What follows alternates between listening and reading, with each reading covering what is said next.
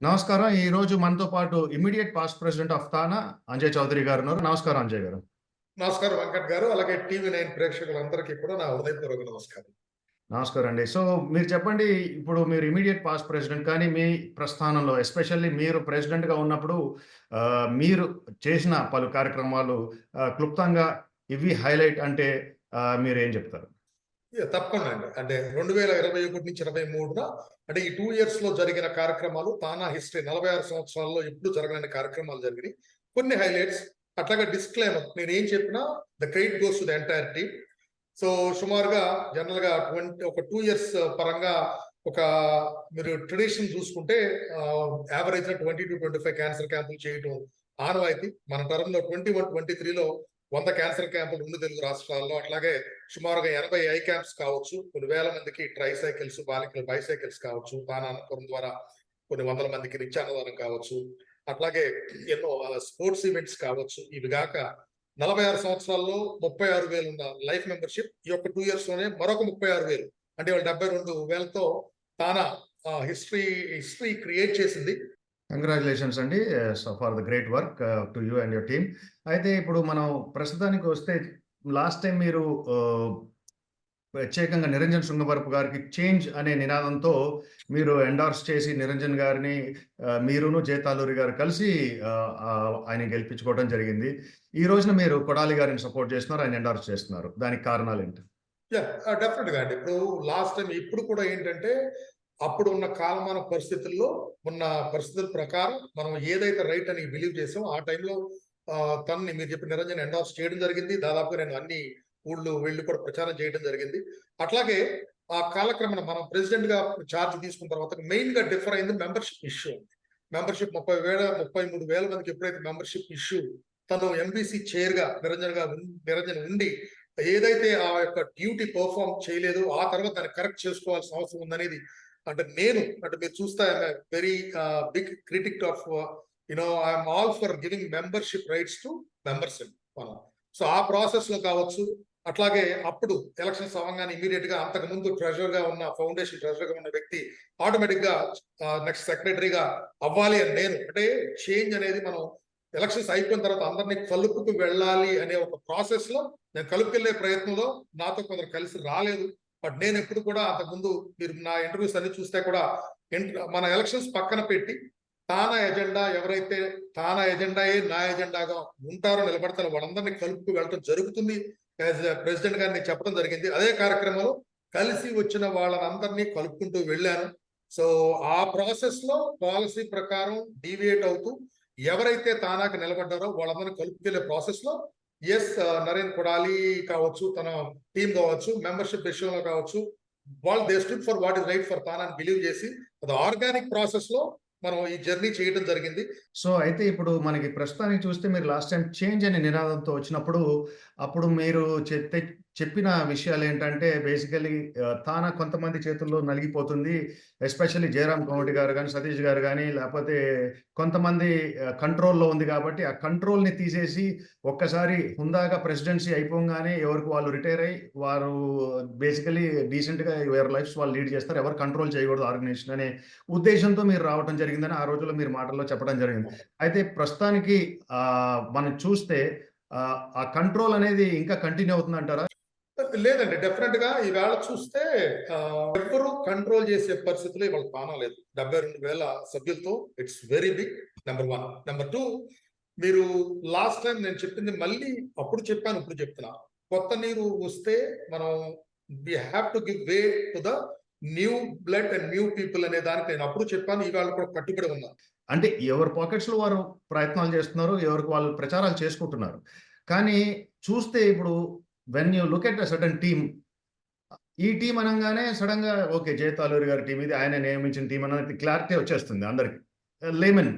అలానే ఇటువైపు చూస్తే గనక సడెన్‌గా టీమ్ కొడాలి అనంగానే ఆల్రెడీ టీమ్ ఇదివరకు ఫార్మ్ అయిన టీమే. సేమ్ టీమ్ కంటిన్యూ అవుతుంది. అండ్ ఈ టీమ్‌కి ఇదివరకు సతీష్ గారును, జయరాం గారు ఉండేవారు. ఇప్పుడు మీరున్నారు. ఇదివరకు మీరు చేంజ్ నుంచి ఇటొచ్చారు కాబట్టి. సో, అది క్లారిటీ అయితే ఉంది. సో, బేసికల్లీ ఏందంటే వీళ్ళు దే ఆ క్లారిటీ బట్టి ఏమనుకుంటారంటే, అట్‌లీస్ట్ ప్రజల అపోహ ఏందంటే, okay, you are still running the show 2 వైపుల నుంచి. ఎందుకంటే 2 వైపులా మీరు 10 ఊర్లు తిరుగుతున్నారు. వాళ్ళు 10 ఊర్లు తిరుగుతున్నారు. పెద్దవాళ్ళని మీరు ఎక్కడ అంటనట్టు లేరు. You are still active and you are ప్రచారం చేస్తున్నారు. And you have some stakes అనేది ఒక ఉద్దేశ్యం. లేదండి. అంటే మీరు చూస్తే ఈ టీమ్ కొడాలిలో లాస్ట్ టైం నేను సపోర్ట్ చేసిన ప్యానెల్‌లో మీరు చూడండి. ఇప్పుడు రాజా కస్కూర్తి ఇప్పుడు సెక్రటరీగా పోటీ చేస్తూ ఉన్నాడు. భరత్ మద్రేన్ ట్రెజరర్‌గా పోటీ చేస్తూ ఉన్నాడు. ఇప్పుడు శ్రీనివాసరావు వీళ్ళందరూ కూడా లాస్ట్ నేను సపోర్ట్ చేసిన ప్యానెల్‌లో ఎక్కువ మంది ఇవాళ చూస్తే టీమ్ కొడాలిలో ఎక్కువ మంది ఉన్నారు. మీరు జాగ్రత్తగా చూస్తే. మీరు గమనించండి. నాతో పాటు లాస్ట్ 2 ఇయర్స్ పనిచేసిన వ్యక్తుల్లో most of the people belong to team Kodali. ఇది మీరు జాగ్రత్తగా గమనించాలి ఈ ఈక్వేషన్. నరేన్ కొడాలి తను ఈవీపీగా కంటెస్ట్ చేస్తూ ఉన్నా కింద టీంలో ఉన్న వాళ్ళు చాలా మంది లాస్ట్ టైం నేను సపోర్ట్ చేసిన వాళ్ళు. మీరు చూడండి జాగ్రత్తగా. సో అక్కడ ఏంటంటే నరేన్ కొడాలి ఉండేప్పటికి మీరు అపోహలో ఉన్నారేమో కానీ బట్ టీం అంతా కూడా దాదాపుగా లాస్ట్ టైం మేము ఏదైతే సపోర్ట్ చేశామో వాళ్ళు ఎక్కువ ఈ టీంలో ఉన్నారు. అందుకని నేను ఇప్పుడు మీరు చూస్తే నాతో పాటు ప్రయాణం చేయడం లాస్ట్ 2 ఇయర్స్ లోనే కాకుండా అవతల టీంలో కూడా కొందరు ఉన్నారు. కానీ majority of the people are there in this team Kodali. కానీ జనరల్ దృష్టి ఎలా ఉంటుందంటే ఇప్పుడు మీరు సుప్రీం అథారిటీ. ఎందుకంటే ఆర్గనైజేషన్‌కి ఎవరు ఎన్ని హ్యూమన్ ఎర్రర్స్ జరిగినా కూడా at the end of the day it comes back to supreme authority who is the president. Though individual because you are a team leader. మీ టీంలో ఒకరు చేశారంటే that blame eventually either you have to take it or you have to give it back to them. One way or other. How you lead that as a leader అనేది different perspective. అది అయితే ఇప్పుడు మీకు supreme అథారిటీగా మీరు signatory authority. అది ఏదైతే MBC వాళ్ళు submit చేసిన దీన్ని మీరే సైన్ చేసి ఉండాలి మోస్ట్ ప్రాబ్లీ. కాదు. అట్లా వర్కౌట్ కాదు. దట్స్ నాట్ రైట్ అండి. ఎందుకంటే ఎంబీసీ కమిటీ అప్రూవ్ చేసిన వ్యాలిడేట్ చేసి అప్రూవ్ చేస్తే ఎగ్జిక్యూటివ్ కమిటీలు అప్రూవ్ చేస్తారు. సో మీరు చెప్పినట్టు నేను I'm not the membership verification is completely different process. ఇందాక మీరు చెప్పింది అందుకనే. దానికి ఒక కమిటీ ఉంటుంది. అది వ్యాలిడేట్ చేసిన తర్వాత ఎగ్జిక్యూటివ్ కమిటీలో ప్లేస్ చేస్తే ఎగ్జిక్యూటివ్ కమిటీ అప్రూవ్ చేయాలి. అర్థమైంది కదా? So I'm the person who fought for the member rights. మీరు వెళ్ళి ఎవరిని అడిగినా చెప్తారు. అలాగే కోర్టు కేసు ఉన్నప్పుడు కూడా దెర్ ఈస్ ట్రాన్స్క్రిప్ట్. మా ట్రాన్స్క్రిప్ట్ కూడా ఉంది.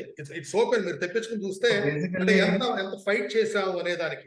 బేసికలీ క్రిమినల్ రికార్డ్స్ ఉన్నాయని ఒక వినికిడి. సో సతీష్ వేమూరి గారి మీద అయితే వారు చెప్పడం ఏంటంటే అలాంటి కండిషన్ ఏం లేదు బైలాస్లో. So basically they can still go through the election process and they can. అయితే ఇది ఒక 501c నాన్ ప్రాఫిట్ ఆర్గనైజేషన్. ఇలాంటి వాటిలో ఇది సబబేనా మీ దృష్టిలో? నంబర్ 1. నంబర్ 2, దీని బైలాస్‌ని సడలించాల్సిన అవసరం ఉందంటారా? ఏందంటే ఓన్లీ క్లీన్ రికార్డ్స్ ఉన్న వాళ్ళు మాత్రమే రావాలని. నంబర్ 2. నంబర్ 3, దీన్ని మనం ఒకవేళ మీరు ఈ డైరెక్షన్‌లో పోను ముందుకెళ్తుంటే ఇది ఒక ప్రెసిడెన్స్‌గా ఈ ఒకవేళ రికార్డ్స్ ఉన్న వారందరూ పోటీ చేసే అవకాశాలు ఉంటాయి కాబట్టి దీనికి ఆర్గనైజేషన్‌కి ఏ రకంగా ఇంపాక్ట్ అయ్యే అవకాశాలు ఉంటాయి?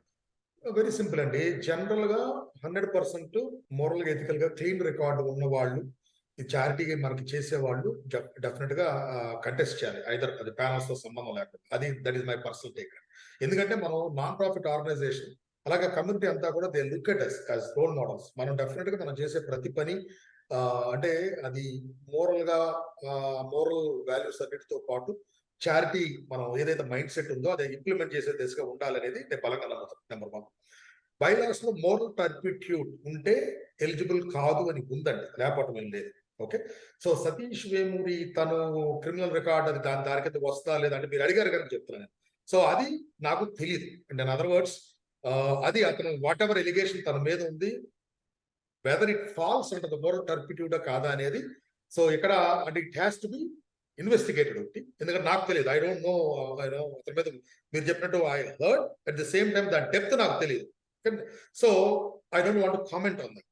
కానీ ఒకటైతే చెప్తాను నేను, ఎప్పుడు కూడా ప్రతి వ్యక్తి మనం మోరల్ గా ఎథికల్ గా మనం రోల్ మోడల్ గా అయితే ఉండాలి, వాళ్ళే కంటెస్ట్ చేయాలి అనేది ఒకటి. 2. 3, నేనేమంటానంటే ఎలక్షన్స్ లో ఎస్పెషల్లీ ఇప్పుడు ఎట్లాగో ఇప్పుడు ఆ స్టేజ్ దాటి మనం ఇవాళ కంటెస్టెంట్ అంటే చివరి దశకు వచ్చేసింది కనుక మిగతా పక్కన పెట్టి ఏ టీంలో ఉన్న వాళ్ళు నెగిటివిటీ లేకుండా క్యాంపెయిన్ చేయాలి. నేను ఇవన్నీ మీరు చూడండి. లాస్ట్ టర్మ్ నా ఎలక్షన్స్ చూడండి, నా స్పీచెస్ చూడండి. నేను తిరిగి ఊళ్ళో ఎవ్వరు తిరుగుంటారు ఇప్పటి వరకు. ఇది ఎలక్షన్స్ కావచ్చు లేకపోతే ఏదైనా కానీ ఆనెస్ట్లీ. అట్లాగే ఇప్పుడు కూడా నేను అన్ని ఊళ్ళు వెళ్ళినా కూడా ఎక్కడా కూడా పాజిటివ్ గా మనం ఏం చేసాం, ఈ టీం ఏం చేస్తుందని నేను బిలీవ్ చేస్తా ఉన్నాను. మన పర్సనల్ క్రెడిబిలిటీ కూడా పెట్టి ఎండార్స్ చేయడం జరిగింది. ఎక్కడా కూడా ఒక వ్యక్తి మీద కానీ ఒక టీం మీద కానీ ఎక్కడా కూడా నేనే కాదు, మీరు చూడండి వెళ్ళి ఓకే. అది మీ టీం ఎక్కడా కూడా యూనో నేను కూడా ఈ టీం ఎండార్స్ చేసే ముందు కూడా క్లియర్ గా నేను మెన్షన్ చేయడం జరిగింది. I don't want any negative publicity, stand for only positivity. So Anjay గారు మీరు చెప్పండి, ఇప్పుడు భరత్ డిస్క్వాలిఫికేషన్ ఎందుకు జరిగింది? ఇదొక ప్రశ్న. రెండో ప్రశ్న వచ్చేసి ఫౌండేషన్‌లో ఇద్దరు మెంబర్స్‌ని బోర్డ్‌లో ఇద్దరు మెంబర్స్‌ని డిస్క్వాలిఫై చేశారనేది శ్రీకాంత్ పోలవరపును, ఇంకొక మెంబర్‌ని డిస్క్వాలిఫై చేశారు. ఈ 2 పరిణామాలు అసలు డిస్క్వాలిఫికేషన్స్ ఎందుకు జరుగుతున్నాయి? దీనికి కారణాలేంటి? ఇక్కడ 2 థింగ్స్ అండి. శ్రీకాంత్ పోలవరపుని ఎవరు డిస్క్వాలిఫై చేయలేదు. సో అది ఐ థింక్ రాంగ్ న్యూస్. ఇప్పుడు ఎక్కడ కూడా జరగలేదు. అలాగే నాగేంద్ర శ్రీనివాస్ కొడాలి తన్ని డిస్క్వాలిఫై చేశారు. Okay. Right. So Bharat and Nagendra Srinivas Kodali అనేది 2 టాపిక్స్ మనకి. ఓకే. సో భరత్‌కి వచ్చేపాటికి ఇప్పుడు బైలాలో ఏముందంటే 2 సంవత్సరాల యొక్క టర్మ్‌లో కంటిన్యూస్ గా 3 మీటింగ్స్ ఆబ్సెంట్ అయితే వాళ్ళు ఇన్ఎలిజిబుల్ టు కంటెస్ట్. ఇది వాళ్ళు ఆ ఆబ్సెంట్ అయిన రీజన్ సాటిస్ఫాక్టరీగా లేకపోతే, వాళ్ళు రియల్ గా హెల్త్ ఇష్యూ ఆబ్సెంట్ అవ్వచ్చు, ఆ రీజన్ సహేతుకంగా బోర్డు యాక్సెప్ట్ చేస్తే ఇట్ ఈస్ స్టిల్ వ్యాలిడ్ అని బైలాస్. ఇక్కడ ఏమైందంటే భరత్ అనే వ్యక్తి అంటే మీకు ఆల్రెడీ అతను రీఇన్స్టేట్ కూడా చేశారు, అది కూడా తెలుసు కనుక ఐ కవర్ దట్. భరత్ చూస్తే లాస్ట్ 2 years 21 to 23 నేను ప్రెసిడెంట్ గా ఉండగా జాయింట్ ట్రెజరర్ గా భరత్ ప్రతి మీటింగ్, ఒక్క మీటింగ్ కూడా ఆబ్సెంట్ లేకుండా 100% మీటింగ్స్ కి అటెండ్ అయ్యాడు. సో తన టర్మ్ అయిపోయింది భరత్ అనేవాడు జాయింట్ ట్రెజరర్ గా.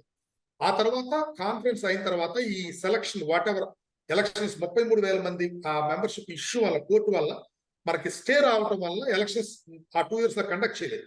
సో ఆ తర్వాత అందరూ కలిసి కూర్చుని ఒక సెలక్షన్ ప్రాసెస్ లాగా ఉంటే అందులో భరత్ కి is not part of this. ఆ సెలక్షన్ ప్రాసెస్ లో భరత్ పార్ట్ కాదు. ఒక జాయింట్ ట్రెజరర్ వేరే వ్యక్తి వచ్చాడు, లేదా భరత్ ఇప్పుడు కంటెస్ట్ చేసే ట్రెజరర్ పొజిషన్ కి వేరే అతను వచ్చాడు. So Bharat is of the 2 సంవత్సరాలు బైలాస్ ప్రకారం అతను కంప్లీట్ చేసేసాడు. తర్వాత భరత్ ఆ సెలక్షన్ ప్రాసెస్ లో లేడు. కాన్ఫరెన్స్ ట్రెజరర్ కనుక కాన్ఫరెన్స్ అంటే తను డీల్ చేస్తూ ఉన్నాడు, ఆ అకౌంట్స్ కావచ్చు, is working on that conference thing. So తర్వాత మళ్ళీ కోర్టు మనకి ఎలక్షన్స్ కండక్ట్ చేయమని రావడం, ఏమంది కోర్టు 15 మెంబర్స్ ఏదైతే పాత బోర్డు ఉందో ఆ పాత బోర్డే వచ్చి వాళ్ళు ఎలక్షన్ కండక్ట్ చేయాలి. కోర్టు ఎక్కడా కూడా ఎగ్జిక్యూటివ్ కమిటీని మళ్ళీ రావాలి అని కానీ, ఎగ్జిక్యూటివ్ కమిటీ 33 మంది ఉంటారు జనరల్, అలాగే ఫౌండేషన్ రావాలని కానీ ఎక్కడ చెప్పాల కోర్టు. అయితే ఈ 15 మెంబర్స్ బోర్డు ఫామ్ అయ్యి, సో ఎగ్జిక్యూటివ్ కమిటీలో ఎక్కడో ఒక చోట బైలాలో ఈ ఆఫీసర్స్ ఉంది. సో 5గురినే ఎగ్జిక్యూటివ్ కమిటీ అన్నారు, ప్రెసిడెంట్, తర్వాత ట్రెజరర్ సెక్రటరీ, అలాగే జాయింట్ సెక్రటరీ, జాయింట్ ట్రెజరర్, ఈ 5గురిని ఎగ్జిక్యూటివ్ కమిటీ అన్నారు.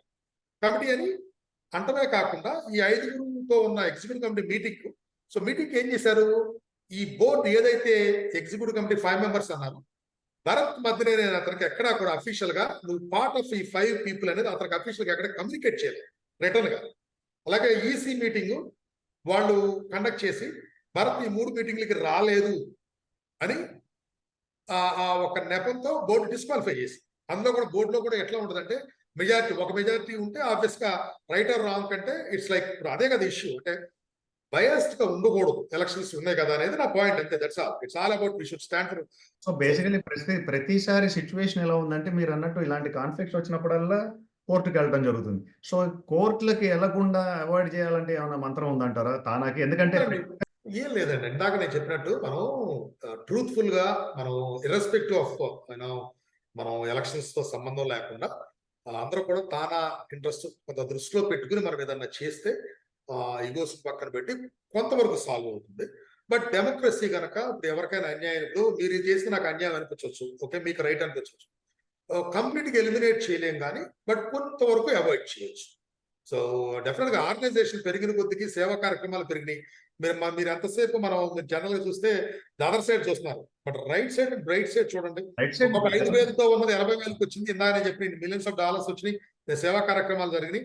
బట్ ఇటువంటివి ఉంటాయి. బట్ డెఫినెట్ గా ఫ్యూచర్ లో మనం ఇటువంటి ఎలా మిటిగేట్ చేయొచ్చు, ఎలా మినిమైజ్ చేయొచ్చు అనేది తప్పకుండా ఆలోచించి చేద్దాము. బట్ ఎలక్షన్స్ అయిన తర్వాత అందరినీ కలుపుకుని తానా డైరెక్షన్ లో అంటే మనం అందరినీ తీసుకెళ్తాం ట్రై చేద్దాం.